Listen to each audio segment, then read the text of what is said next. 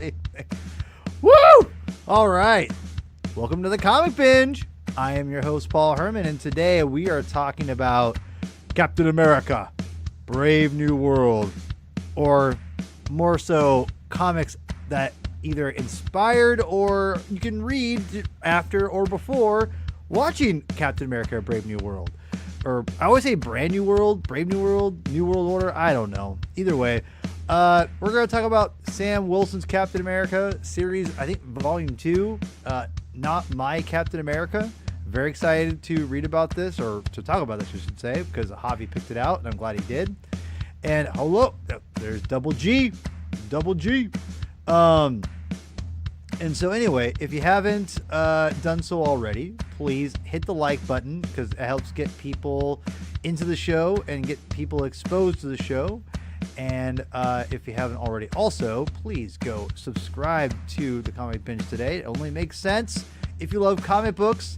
And if you love comic books, I don't know why you're not watching, but thank you for coming on. And today with me, the regular panel, the three amigos, the Chevy Chase and Martin Short to my Steve Martin. No, I'm just kidding. Yes, my two very good friends. What do you do? All right, I'll put Javi up first. Javi, how are we doing today, sir? I just don't want to be Chevy Chase.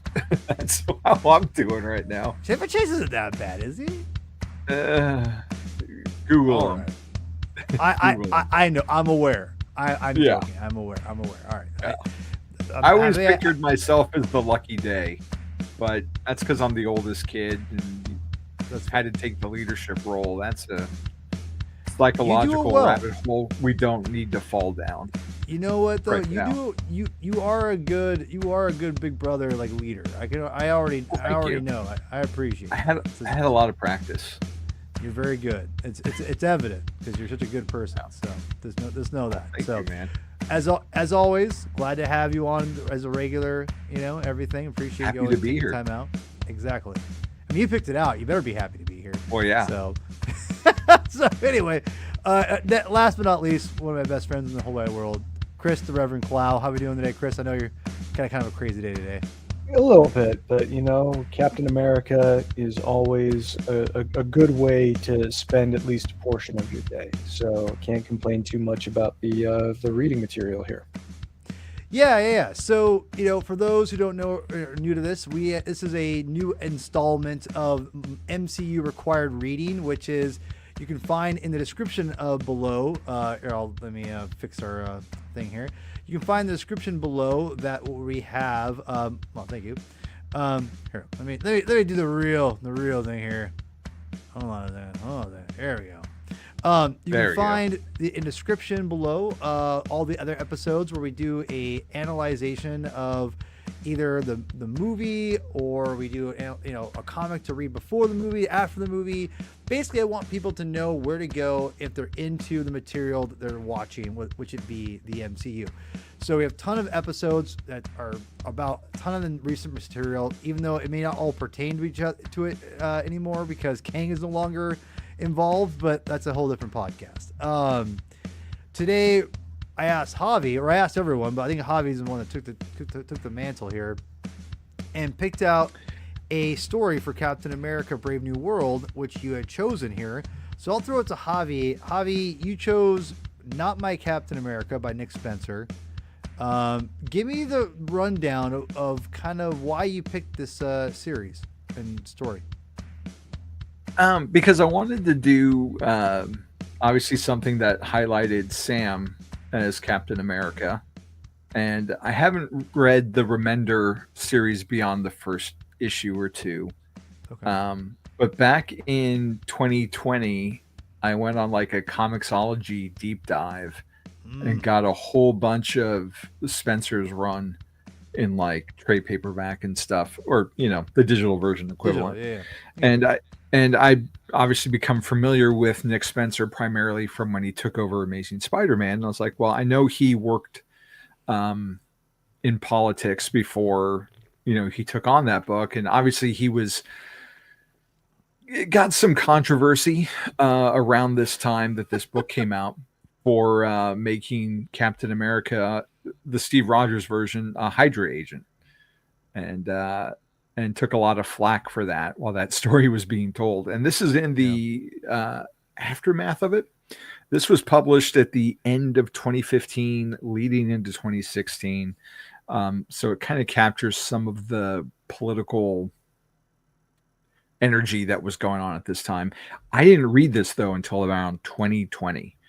And it just this whole series that Spencer did on with Sam just really spoke to me in a certain way, and just was reflecting how I felt about certain things. And then I went back even further and did like a Sal Buscema Captain America run and a Jack Kirby run for like the Steve Rogers stuff. And that was like mind blowing, one, in how good it was, but two, like how relevant it still was.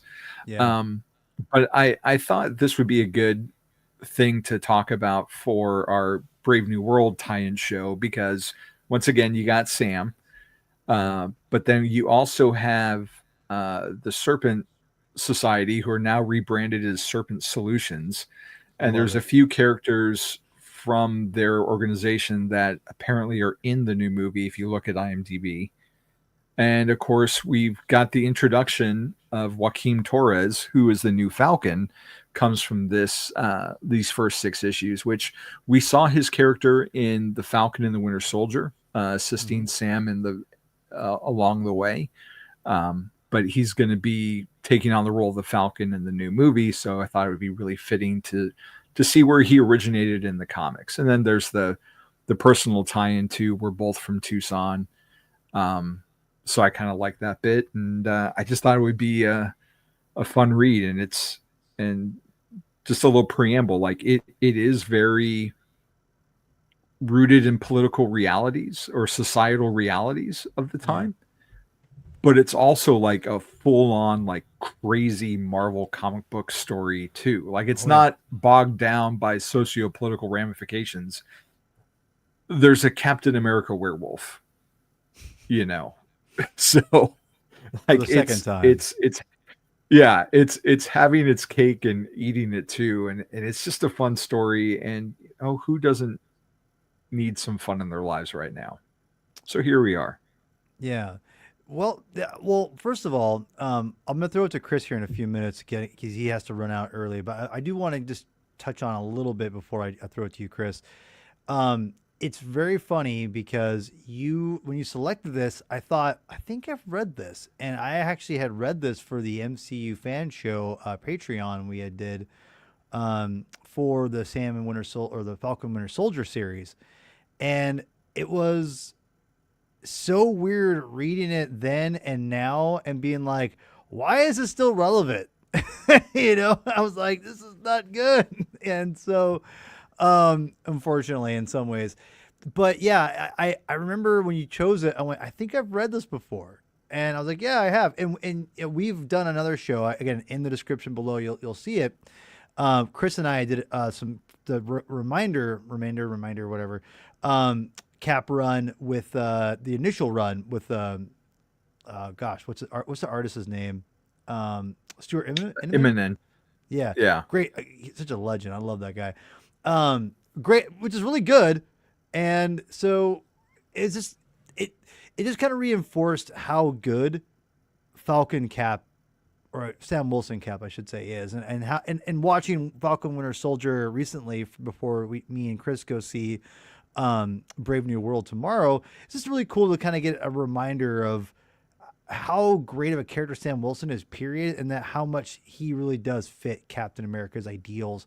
Whether or not him and Steve are exactly the same, on every single issue is irrelevant, because it's the idea of what makes Captain America amazing, which is he fights for freedom of what America represents, not necessarily what it always is trying to be at the moment, which I think is such a great characterization of both characters. So Chris, I know you had to leave early, so why don't we kick things off with you and kind of talk about this series a little, or these stories, these comics, And have you read it before? And then you kind of just give your overall assessment of this series or story. I had read it before a couple of years ago, but that was the first time. And actually, this is a good opportunity for me. Well, I don't know where you went, but this is a good opportunity for me to apologize to you, Paul, because I don't know if you remember, but back in 2016, middle of 2016, we were both on what I can't remember what it was called at the time, but it was what is effectively MCU Fan Show. Sure. Okay. With Sean. Gotcha. Yeah, with Sean. And it was right around, I think it was just before Civil War hit theaters, and Captain America Steve Rogers #1 had just come out. Now at this time, just as, not that it matters too much to anybody but me, but I had jumped off of Captain America when Rick Remender's run finished. So that was all new Captain America, I think #7, if I'm remembering right. And he had just written 25 issues with Steve Rogers, did the whole aged up thing at the end of that. Z thing, right? Yeah. And then Sam took over, and I loved Rick Remender's run on Cap. I've got the omnibus.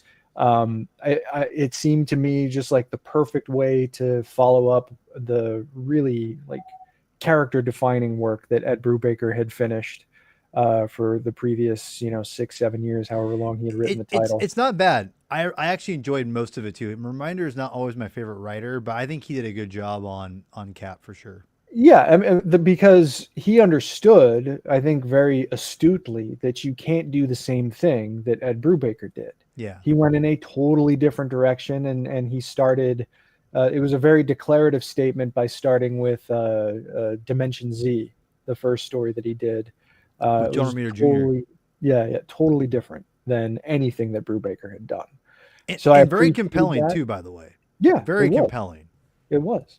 Sorry. And then, the first story with Sam Wilson that Remender did before he effectively jumped out of superhero comics, I really appreciated what he brought to the table, because he helped to establish some pretty solid nuances between Sam and Steve and the way that they approach the mantle. And people who have watched this show before probably know, but it's worth repeating, Steve Rogers is my favorite character in Marvel Comics. Always has been, probably always will be.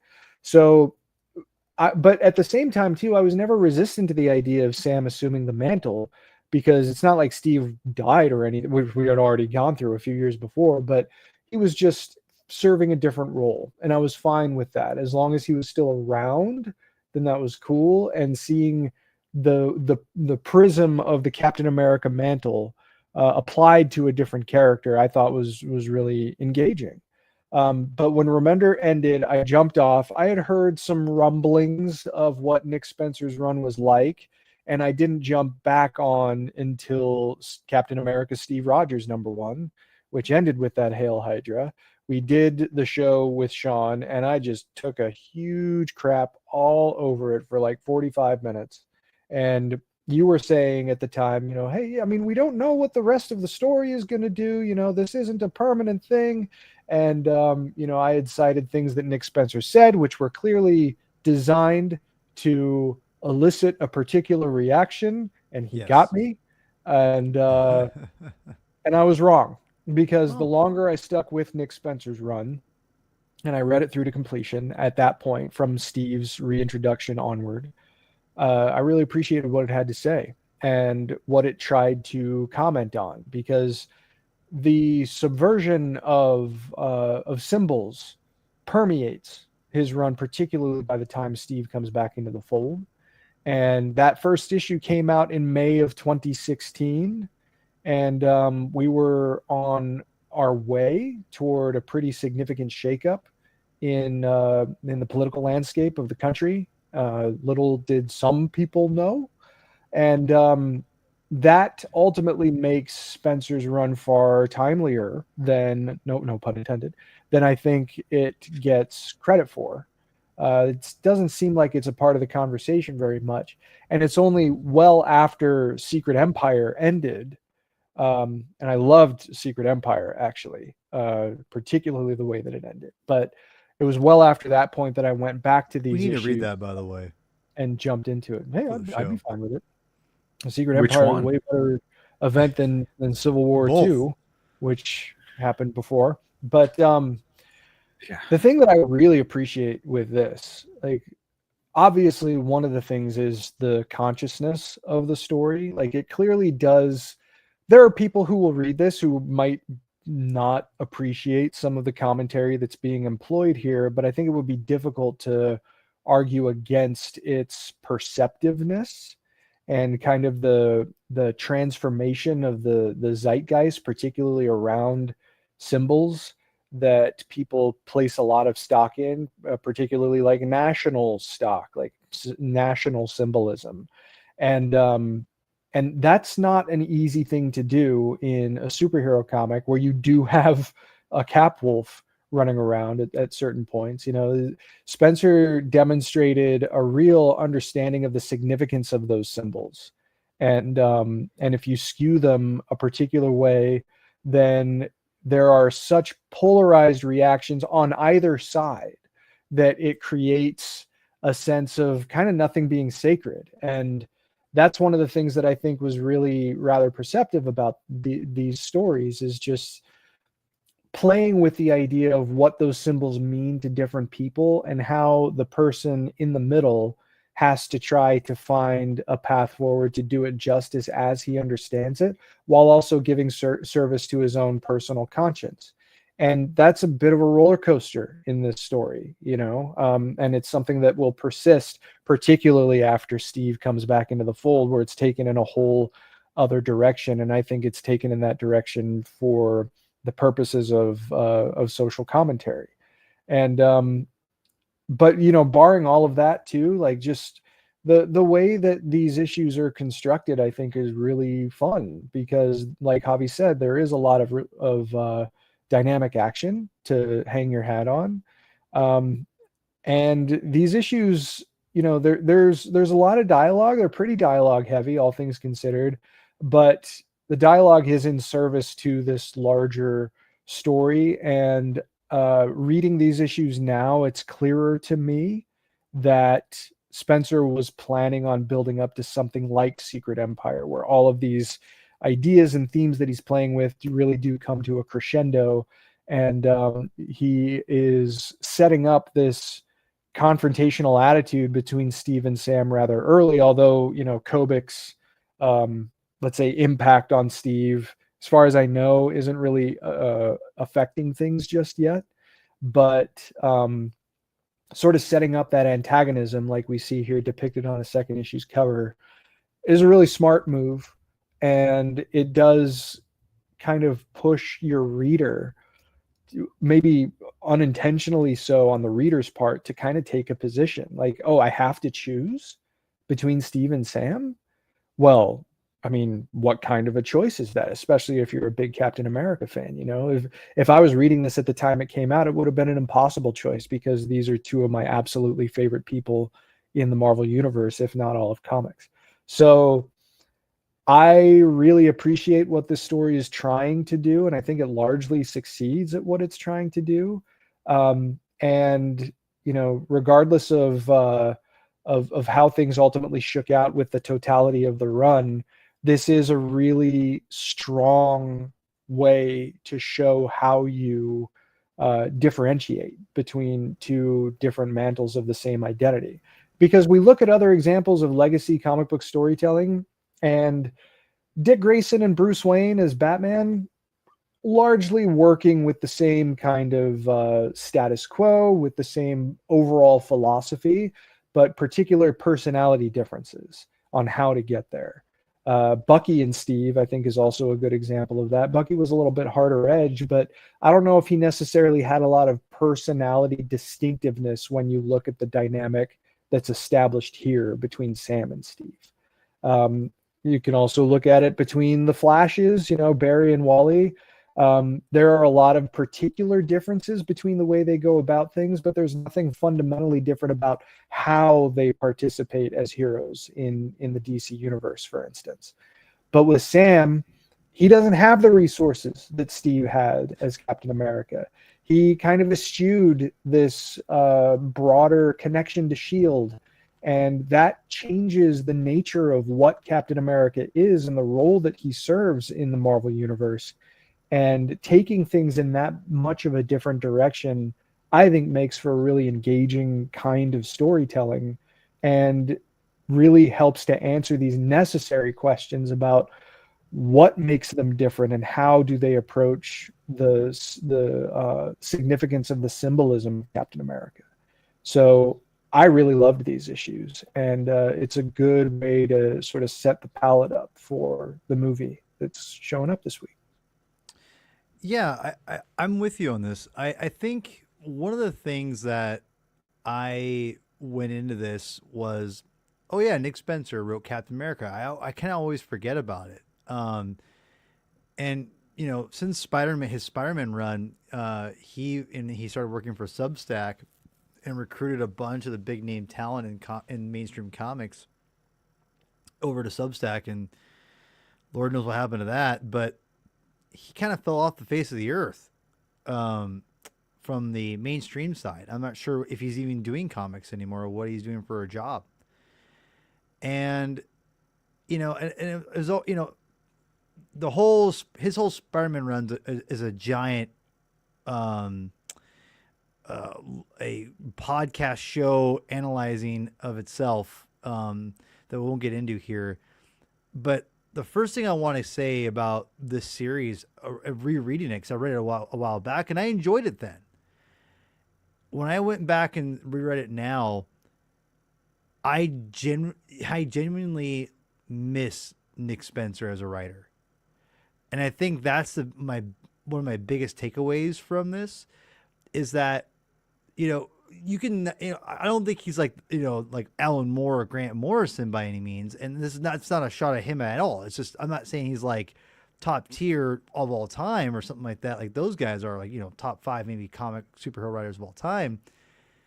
But Nick Spencer is a goddamn good writer. And I loved his Spider-Man for the most part up until the end, which again, that's a whole different podcast. But the thing with me is reading this, I'm like, you could tell Nick had a lot to say in these issues. Yeah. And he did it very, very well. He did it very intelligently, I thought. I think obviously he's more liberal than he is conservative, even though I think his roles in the political sector was with the conservative market sector, I believe. I meant to look it up. I thought he worked for McCain at one point. I think he did. All I know is a friend of ours does not like Nick Spencer at all. Would always bring up the fact that he worked as a conservative, which I was like, oh, I had no idea and I didn't really care, but whatever. But that if you don't like someone because they're conservative, that's your deal. It's not necessarily what I prescribe to necessarily, but I digress. But when you read these issues, you really, in my opinion, you feel, I think, the tension of where he's at as a person. I think you see you see where he's trying to show where America is at and how it's unhealthy, but it's the reality. And that's, I think, the biggest thing about these issues. And I haven't read past this, unfortunately, but that's the biggest takeaway I would say is that when I'm reading this, Nick Spencer is telling the reader, like, here's where we're at. I'm not sure if it's good, but this is where we're at. And you have to really take a good look at yourself to understand what that is for you. I'll throw it to you here in a second, Javi. I'll just finish up. And I just really appreciated the honesty I felt that was coming out in a lot of this subtext with like the talking heads, like a la the TV sets, like, you know, Dark Knight Returns. But I also appreciate the fact that he kind of made fun of everything at the same time. And that's the thing that Spencer, I think I always forget about, is that he's really funny. And there almost is a satireness in this series that's obvious but also subtle, which I thought, again, brilliant writing. And I just want to say that if Nick Spencer would ever hear these words, and that Lord knows, maybe he wants nothing to do with comics anymore. I have no idea. But before I throw it to you, Javi, I just want people to know, or if they have connections with Nick Spencer, tell him to come back. We miss him. I miss him. He needs to come back to comics. I think this is a great example of his good writing. And just we need more writers like him in comics. Javi, I'll throw it to you. Well, gentlemen, just real fast, I got to take this off the air, but I will endeavor to continue watching the conversation. Please don't kill each other. That's all I'll say. But thank you for letting me chime in real fast, and looking forward to connecting with you folks again soon. All right, Chris. See you tomorrow, man. Take care, gents. Love you. Enjoy the film, dude. Thanks, man. All right. So, yeah, Javi, go ahead. I think that was something that, struck me, is how it felt very in the moment. With, like you mentioned, with the TV shows, feeling like the pundits, feeling like the Dark Knight Returns, all these headlines we see. You can see stuff like this right now from stuff that Anthony Mackie has said on the press tour, and how it got misconstrued and taken out of context. And you were seeing, stuff taken out of context, and he had to go back and clarify it. And I liked too how they did the recap pages. Marvel was like experimenting a little bit with them. And I really dig the fact that we've got like a TV screen, like a news screen at the top. We've got an iPad. We've got an iPhone. Like, it just makes it feel like you are connected into, like, Marvel is always big about, the world outside your window. And having a recap page like structured like this makes it feel more immersive. It makes it feel more grounded. So when you get to moments, you've even got Sam flying coach. Like, he's going out he went out to Arizona, and he had to fly coach because of budget cuts, and had to sit in between two people, and there's not enough leg room, and people are pissed at him. But it wouldn't be practical for Captain America to fly with those wings from Arizona to New York. And but just you have these grounded moments and these humanizing moments, which is, very Marvel. But then you mix it in. Yeah. You mix it in with Cap Wolf is back, and all of a sudden, this story about migrants and how they're being kidnapped and experimented on becomes this Marvel comic book with this guy who apparently died, but somehow merged with a portion of a symbiote, Dr. Malice, and now he's got he has these symbiote powers. I say that. I say that seriously. You gotta love comics.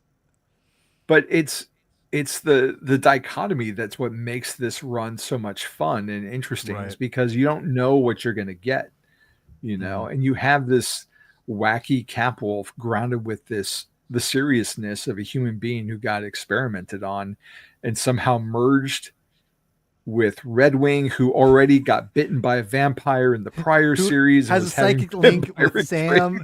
Has a psychic link with Sam. Like, it's you gotta love comics. You gotta love it.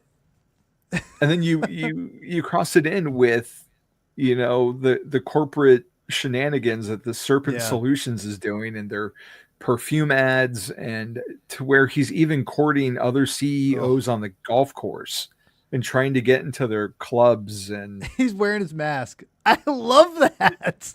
Yeah, like it's completely ridiculous, but it's so much fun. And Acuna does the first 3 issues, and he's always kind of had, like, to my knowledge, is like this painterly style at times.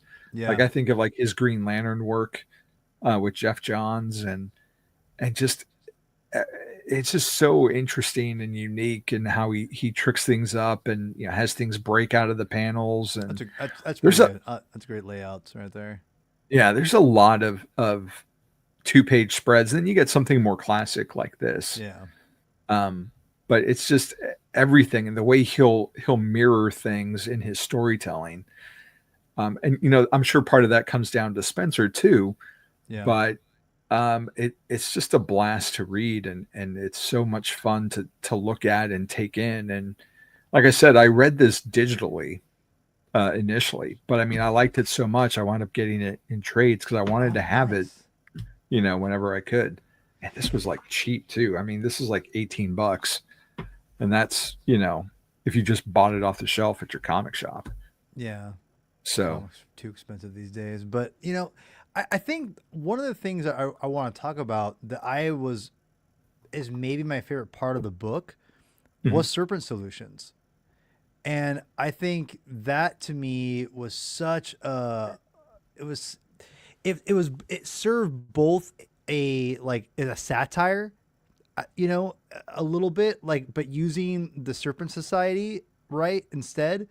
And telling this satire story that was, again, this is where the subtleness kind of comes into it, where he's telling a double layered story where it's obviously a satire and whatever, but it's also with the subtext of what, I forgot which one this guy is. Oh my God, there's so many of them. I always forget which one is which. The leader. There's so much of what he's talking about. There's truth to what he's talking about. And I think that's where not everything obviously, but there's so much of the real world that is buried in this, that it works on so many different levels, that Serpent Solutions on it like as a Serpent Society is a very old school comic booky thing. Whereas now Nick Spencer has twisted it and made it Serpent Solutions, where it's both funny, but it's also kind of bringing it and modernizing it too, right, Javi? Where it's like, instead of just being like, we're a bad organization, we're going to be terrorists. It's like, well, no, we're going to be terrorists, but we're going to be free world terrorists and want and bring as much money as we can as strong arm people, whatever. It's both modernizing it in a very clever way without being too over the top serious about it. And I think he toes that line so well of being not too funny, but yet serious enough. But I think the reason why I think it works really well in Cap, that I don't know if Spencer, his style always works with everybody, is I would say that with Cap, he does play that satirical edge a little bit. And it really works well with Cap, whether it be Steve or Sam. And I think that that's what the big thing about this that I like. And obviously, he was mandated to put in the new Falcon. That's obvious. That, I'm pretty sure that wasn't him pitching this idea hey guys, I have an idea for Falcon. I'm sure they're we want a new Falcon. We want him to be like this. So, and I'm sure he pitched some ideas from there, but it wasn't a fresh, inspired take. By the way, this cover is awesome. And I love the design of the way it looks here. But when you see the last page of issue 6, where he's like, I'm your new sidekick, he looks terrible. I'm sorry. It looks bad. It's all in the lighting, man. It's all in the lighting. I just don't like that. It looks bad. I mean, I love me a double page spread, or a double page, or I should say, splash page. Splash page. Come on, I'm thinking splash page. But like you said, the colors and it just doesn't look good. It looks good on that cover. It looks great on that cover. Here, not so much. No, it's funny that you bring that up, because I was kind of thinking that along those similar lines. I'm like, I don't really like the green. What Falcon is green? And I thought that to myself. And then I'm like, well, what Falcon is white and red either? Which was Sam's original Falcons costume. Can be reddish, right? I mean, a little bit. But, I mean, Yeah. And then I was like, you're picking nits. And I, moved on with my day. Well, right. I mean, but I mean, that cover goes hard. It's pretty dope. That's a phenomenal cover. And I don't know who's like, hey, we need a new Falcon, if it was editorial and they came to Spencer, or if Spencer had this in mind. But you Captain America and the Falcon is like Cap and Bucky, or Batman and Robin.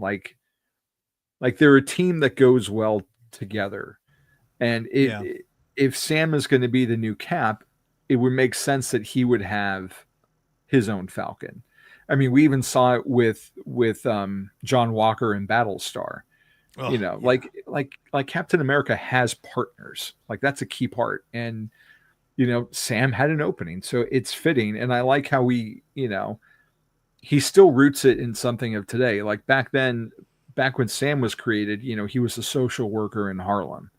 Yeah. And here we have someone who's helping migrants so they don't die as they cross, and is invested in taking care of people and making sure they had food and water, and it feels appropriate for a Falcon to have an origin like that, because obviously they're not the same people, but it feels close enough Yeah. that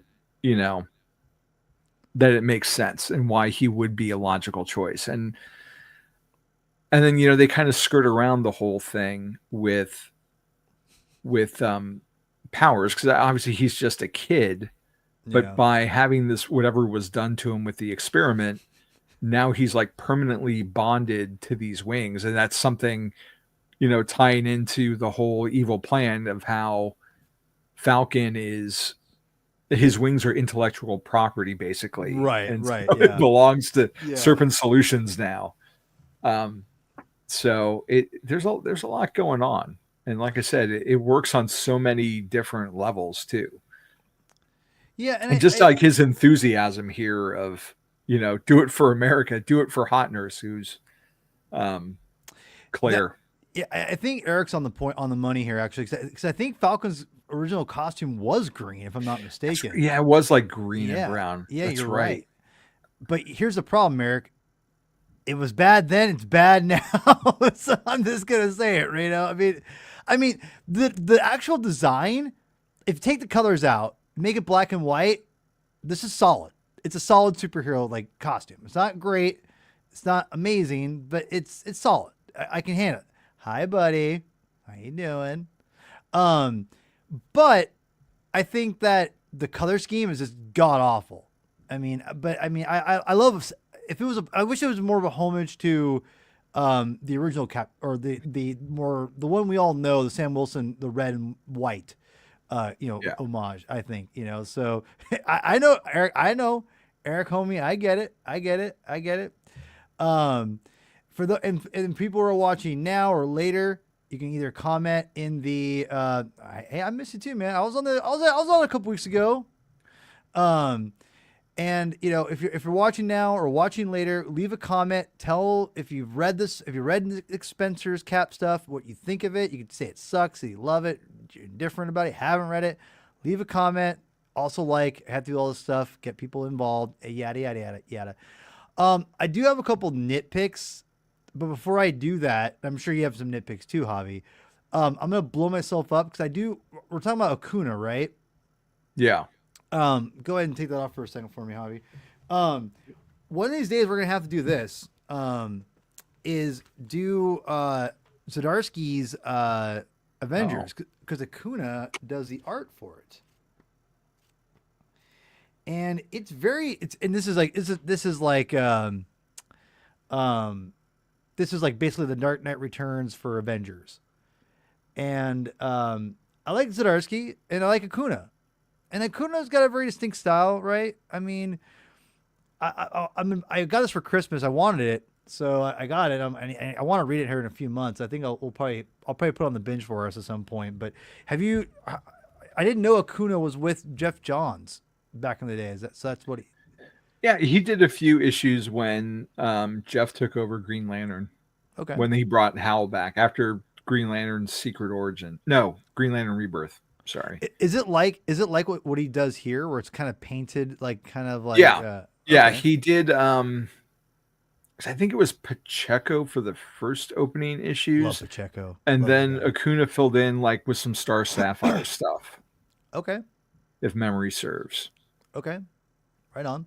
So okay. So maybe in a few months we'll do the Avengers. What's it called? Twilight. Yeah. Twilight. So before you move on to your nits and your picks, my nits. My Do you nits. think this was inspired with like the MCU in mind, like Oh yeah, 100 trying to make something that they can later market. adapt into a movie? I think that, and Because this I is haven't not. really seen too much of what he looks like in the film. I saw like a quick flash of his suit, and Yeah, that I was haven't it. seen anything. So I haven't seen anything from the suit. I avoid trailers now like the plague. You know me. yeah, I think most, not most, a lot of what they introduce in the comics now, especially if it's like a major just thing, like a new character IP. or it's an IP move. Like for instance, like the Black Order. I'm pretty positive that was created to eventually use in a movie. I'm not sure who created those characters. Like for instance, Jed McKay introduced some new characters versus Kang in his new Avengers run. Which, by the way, we've done a show on his new Avengers recently with Ricky, and his new Avengers run is good. The Avengers title is solid, man. I love that book. Um, but those characters probably won't see the light of day now because now they're, unless they get reinforced with Doom, you know. But there's a bunch of new characters that they introduced for him that I thought they were going to see in the movies at some point as like fodder for the Avengers to beat up on. Um, so yeah, I don't know. I definitely think that Joaquin was definitely created to like, hey, new Falcon, you know. Which again, I don't blame people. That's what you do. I mean, because here's the thing. I called you Falcon. Um, here's the thing, Javi, is like, if the movies wouldn't have done it, someone else would have pitched the idea eventually a couple years later. Yeah. You know, one way or another. So, just for the record. Um, so some of my nitpicks here is my biggest one is probably, and this is nitpicks because I love this run. These issues. These are really fun, good issues, and they're not super long, and they have a lot. Again, I don't want to rehash what I've said positively, but right, leave it here. You're on exactly why what I don't really like about this book, and it's glorification of Misty Knight's breast in this costume. This is the most ridiculous, like, and I know majority of the readers are very male, but it felt like even then in 2016, 2017, it felt like we were behind this already. We were why do we have to glorify like Misty Knight's breast? Like if you were to just cover up the middle part, like where it's not just showing off cleavage, it'd be a fine costume. But like, it's just like, why do we have to show why?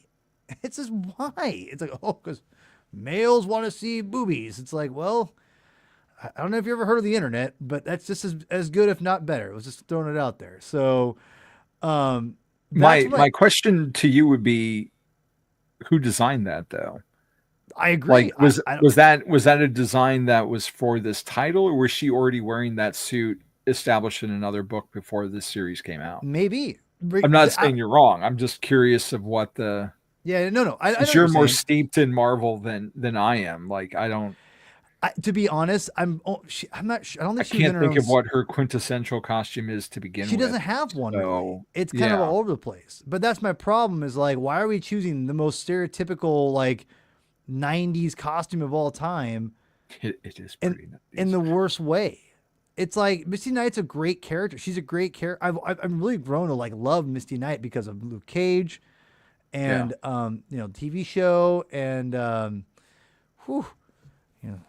sorry, I'm talking about Luke Cage TV show. Sorry a minute there. I got kind of hot and bothered. Talking about Misty Knight. I thought she looked good.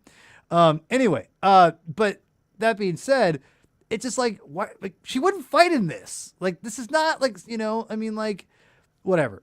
Diamondback is another kind of a quasi nitpick. The exploitation angle or something else? Yeah, like a little bit. It felt a little tired. I liked I liked the execution of it overall because of what she did and what she was led to with Constrictor, which I've always liked Constrictor. I've always liked that character. Excuse me. But the fact she's like, a pole dancer, it's like, really? I mean, I don't know. I mean, I did understand the angle he was going for. That I liked that they were her and Sam were talking. You know, that was interesting, but it's just more like, what? Like, why? And I will say that even though I didn't mind this, overall, this last nitpick. And these are nitpicks. These are not like, I hate this, is garbage. I think Capwolf's overstayed its welcome already after like 3 issues. I felt they could have wrapped up Capwolf a lot sooner and have a little more legitimate like Cap versus a Serpent Solutions and have it like cool like Sam Wilson is Sam Wilson. You know what I mean? Like, Yeah. I felt you could have had that.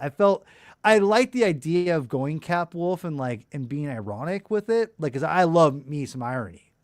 I mean, I'll be the first to admit it, but I do feel you did kind of neuter a little bit, no pun intended, neuter the story a little bit by having to be a wolf majority of the time. Because I would love to get this cover. Would have been awesome to get like a legitimate Sam Wilson versus like. Oh, that's a great cover. I love that great cover. I love cover too. But it's very old school. To your point of being neutered, especially by the end of issue 5, beginning of issue 6, because of Viper, he's paralyzed, and he's literally laying on his back for a good chunk of this. Yeah, and he's down for the count and helpless to do anything. So, yeah.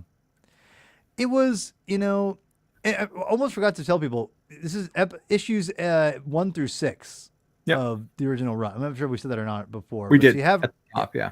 Well, you're smart. I'm not. I'm like, I forgot to put the description. By the way, I don't put the stuff in the description because I want people to actually watch the video. It's me like, what are you reading? Oh, this look at here. No. I want you to watch the video. Me tell you verbally. God damn it. So, yeah, those are nitpicks, by the way. I'm not, because I actually like Diamondback as a character. I liked her like being kind of like this kind of grayish, hero villain character back into Bloodstone. When her and Steve had a little fling going on, that he alludes to, Sam alludes to a little bit earlier, and and Misty Knight I get is a great character. I feel like Marvel doesn't know what to do with her, but I think she's a great character that she's a great supporting character. Like most characters I think are good supporting characters. I think she'd be a good co-lead under the right circumstances, but they just haven't really found the right story. Daughters of the Dragon, it's like there's a good story there somewhere, but I just think she needs to have a little, maybe a stronger character besides Misty. Or what's her name? Colleen, not Misty. She's Misty. Yeah. Colleen.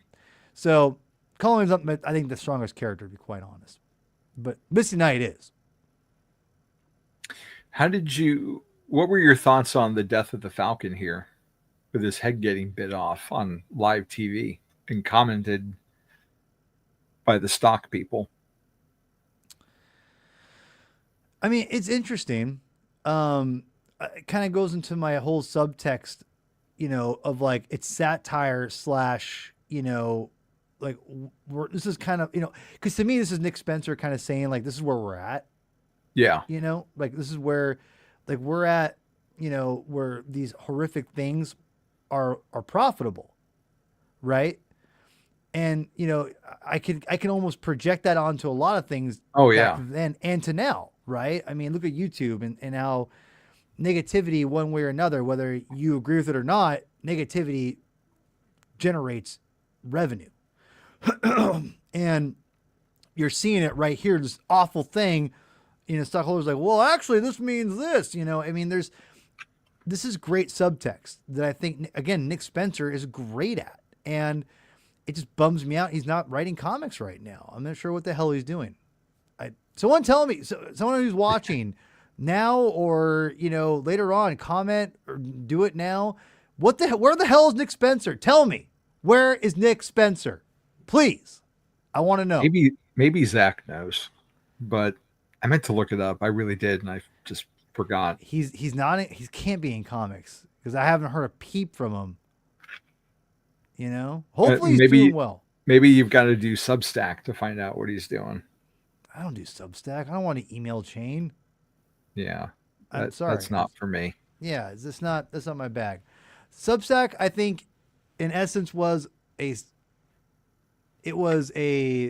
great idea in talking, not in execution, you could say.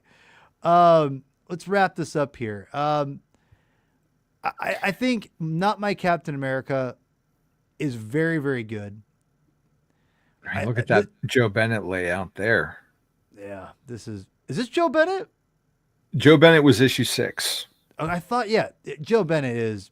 So Acuna is 1 through 3, Renaud is 4 through 5, and Bennett is issue 6. Bennett is a lot of things. He's done some controversial things. He has. Joe Bennett has.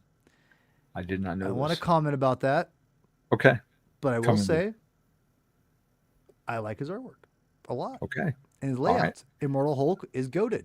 And Al Ewing and him. Oh. Yeah. I remember now.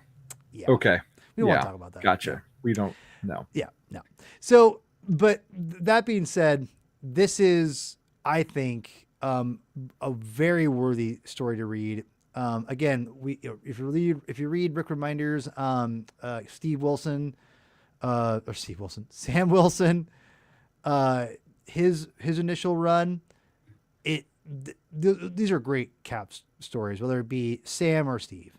And I think that, because that's the kind of thing about this is kind of cool. I mean, you definitely get Sam as a different character, but in essence, if this was Steve Rogers, let's say you swapped it out for like Steve is Sam and Steve is now Nick Fury, which you could very easily do, right? Yeah. Like original Nick Fury that turned into the Watcher or whatever the hell it's called, whatever his name is now, the Seer, Owl Seer. I don't remember. That's a whole man. That's a whole. That's a whole other thing. This would still be a great story, you know. Yeah. And I think, and that's the thing you got to remember about these characters, these IPs or whatever, is that when it's a fine line to tell a story that only these certain characters can tell, and I think there's worthy stories to tell that, but usually when you can transcend the story or the characters and it becomes a good story, whether it's about Captain America 1 or 2 or whoever, and it still works, that's when you have a good story. I think the essence of this story is really good. And I think that, again, I repeat it again, it reminds me of how much I miss Nick Spencer as a comic writer, and I hope he comes back soon. So, yeah, Javi, what's your final thoughts on your choice of our Brave New World Required Reading? Well, I have nitpicks too, or a nitpick, and it's not directed at this series, like this arc that we're talking about, really. Okay. But as this series as a whole, and it's not necessarily Captain America Sam Wilson's fault. Well, I do recommend that you read this. It's also a Marvel book, which means you've got a lot of crossovers that you have to deal with. The next issue is an oversized one, issue 7, celebrating 75 years of Cap. And then we get into something called Standoff, which was a spring Avengers event that, so you get kind of left behind a little bit. And then from there, you go straight into Civil War II. And to be fair, like there is some stuff that's important for Sam. So it would, carry over into his book. There's a fight with John Walker, which, would tie into Falcon and Winter Soldier. And then that takes us into # Take Back the Shield. So like, then we start, rolling again with like the allegory and everything. And then we get into the whole, the series ends with Secret Empire. So it's recommended, but my nitpick is that it can be disconcerting to others or a disadvantage to others who don't want to have to read all these other books and not feel lost for what's going on in Sam's, personal title. Well, Um, and I think here is a great, not that Sam doesn't fit into Secret Empire. I mean, he Right. should. He's Captain America, and we're dealing with Hydra Cap, right. but it just kind of sucks.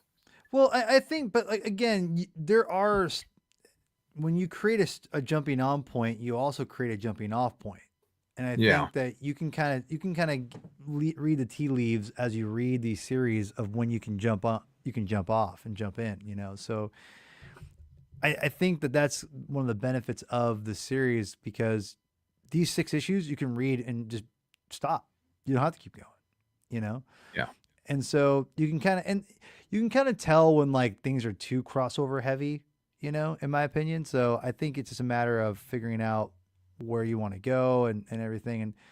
But I think these are, if you like the Rook Reminder stuff and you like this, then I think you just keep going. You'll figure things out. The one thing I will say, as someone who's been diving more into DC the last couple of years, is and even though I get lost sometimes, it's inevitable.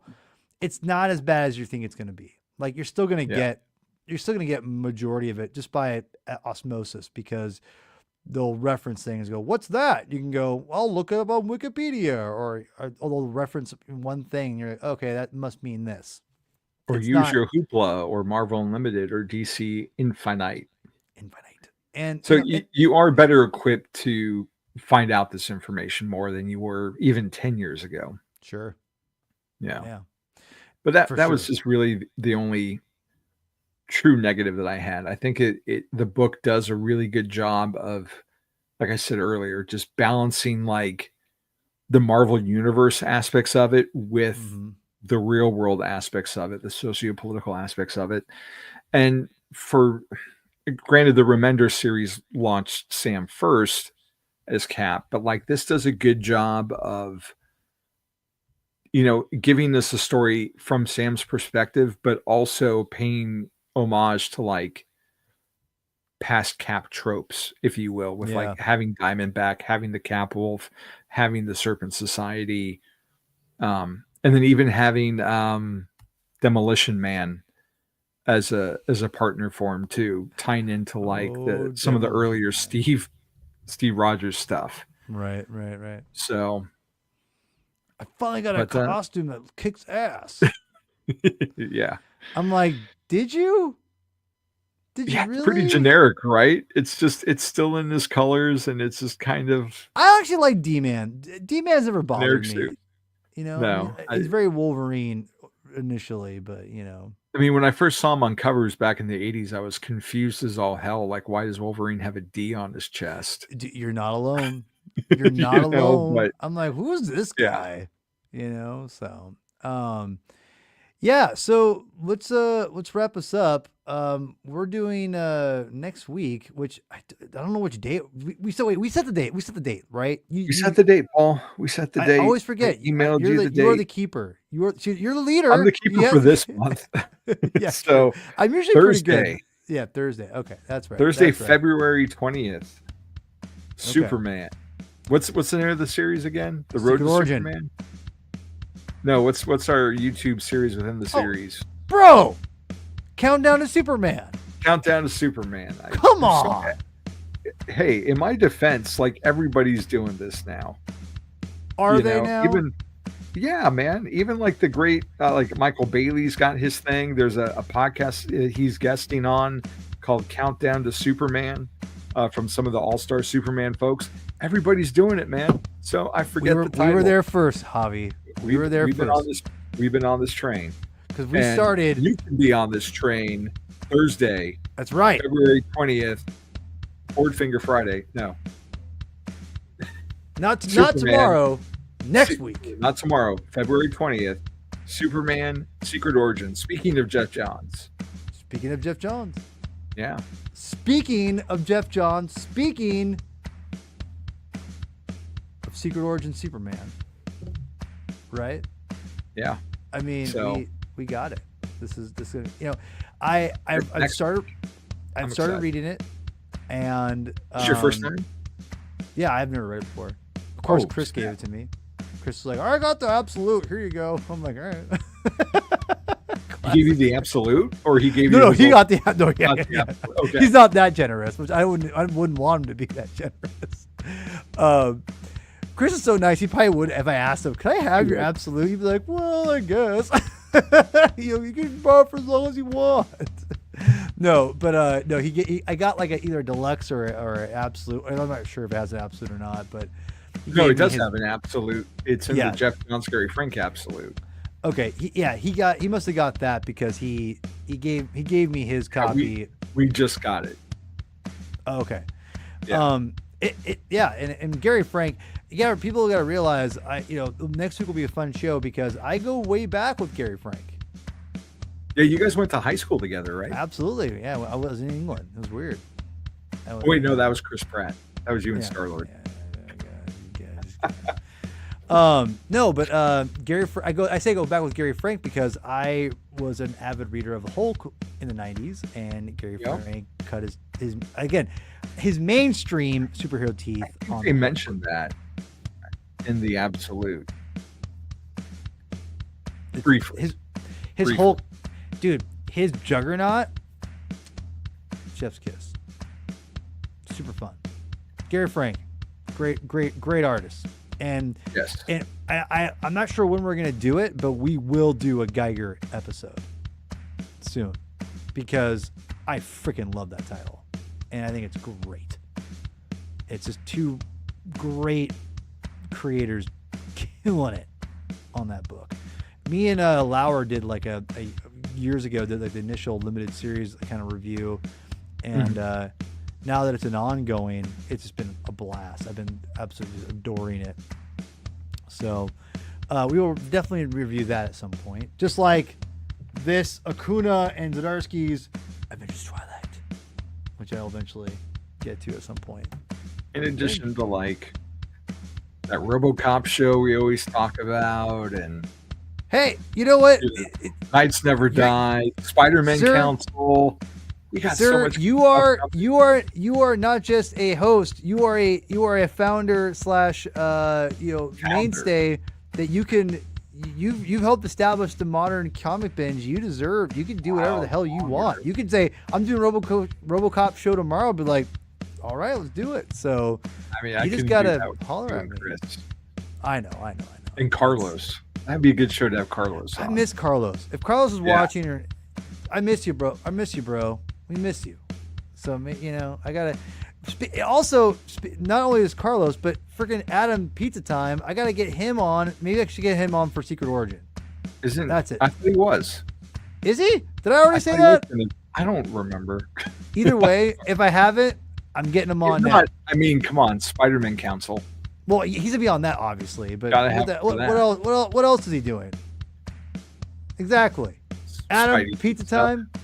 You're coming on next week, next Thursday. Spidey dude tonight. So he was. I meant to jump on, but I haven't read Spec in a long time. Anyway, I digress. People don't give a hell what we're talking about. Yeah. But Adam, you're coming on next week. You're doing 2 weeks in a row, double time. I miss you. You gotta get on for Secret Origin. And Carlos, you better heed my call when I call next time. I'm just kidding. He couldn't make it last time. Action signal up in the Canadian sky. I'll be like a big maple leaf. All right, Javi, where have you been on lately for I've been podcast? all over the place, man. Had a huge episode launching season 2 of the 007 Files. Oh, okay. Dropped last week. We interviewed Neil S. Bulk, producer. The guy's prolific, man. He's produced soundtracks like reissues for Mondo, for La La Land, you name it. So we talked to him about the License to Kill expanded 35th anniversary edition. Yeah, that sounds about right, number wise. So we had a great conversation with Neil. And then BatmanOnFilm.com just did another Batman animation, a 2-parter with Bill. We had 2 episodes talking the rubber face of comedy and the clay face of tragedy. It's the end of season 1 of the Batman, and we get to see the origin for that universe's Clayface. It's for 2004 cartoon. It's pretty compelling stuff. So that was a lot of fun. Check that out.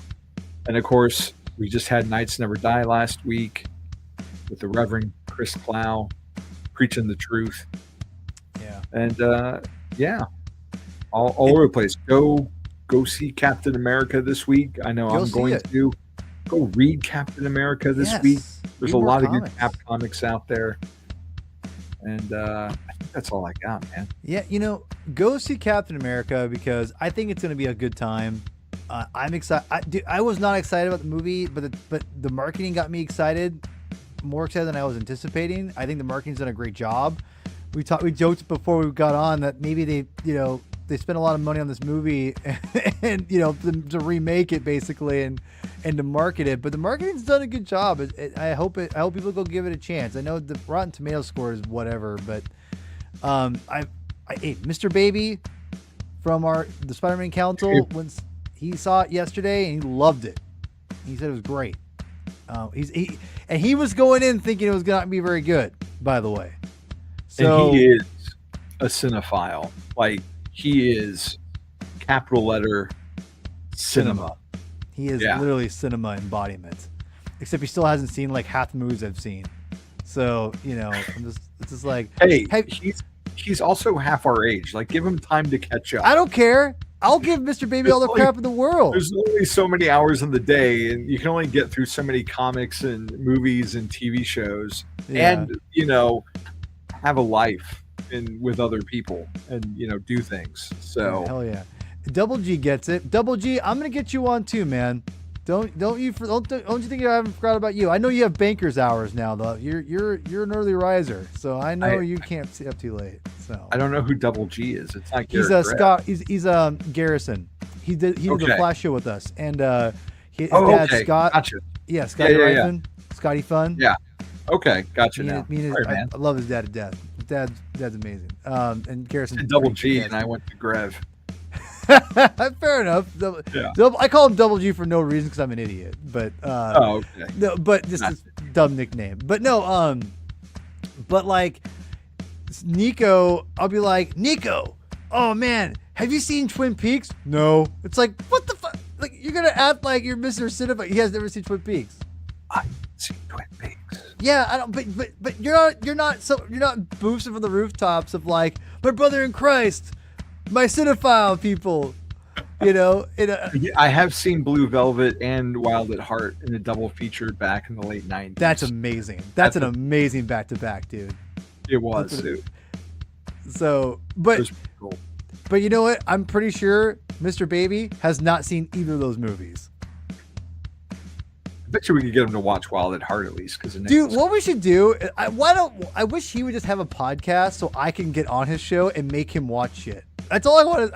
I don't want to start a new podcast, but I want to get on his podcast for whatever that is going to be, and me tell him, Garrison, what the hell, dude? You guys are all too young, dude. Anyway, I can't with you guys. Lynch is doing a trip though. Anyway, I want to get on a show with him and make him go. I'm gonna make you watch Blue Velvet and have him be like, yeah. This is cinema. I'd be like, you're right, it is. So anyway, but I said it in somewhat in jest because I freaking love Mr. Baby to death. I told him I'll say this last thing and we'll get out of here. He has a post or tweet or whatever that blew up because of his cat thing, and I circled it or whatever. I said, don't forget the little people on your way up. Because he's just, he's going places. He and Zeddy are like on the Chicago Critics Association or something, right? Yeah, dude. Yeah, they're awesome. Yeah, I told Mr. Baby, I'm like, don't forget about me when I'm old and you're all big, Mr. Big Shot critic, So anyway, Mr. Baby's gonna be on in a few weeks though. He hasn't forgot his roots, which is comic books. Mother effer better not forget it. Go follow on platforms like follow us on Instagram. Go follow us on X, Twitter. Whatever. I call it Twitter. I can't call it X. And also go follow us on Blue Sky. And if none of those tickle your fancy, we're on Blue Sky. So yeah, lots of fun. comics reading, all that jazz. Maybe we'll do a maybe I might even jump on and do a Brave New World thing. Maybe I'll grab Javi for a quick minute and we'll do a quick review this weekend for like 20 minutes. Maybe. We'll see. I might be able to convince Javi to jump on for a minute. It's not for a long time, just for a minute. Maybe Friday night. Okay. Well, Friday night or Sunday night. One of those. Might be Sunday night. Okay. We'll do that. We'll see. We'll see. So, Javi, why don't you take us out, my friend? Read more comics. It's your patriotic duty. You heard him. Don't not read comics.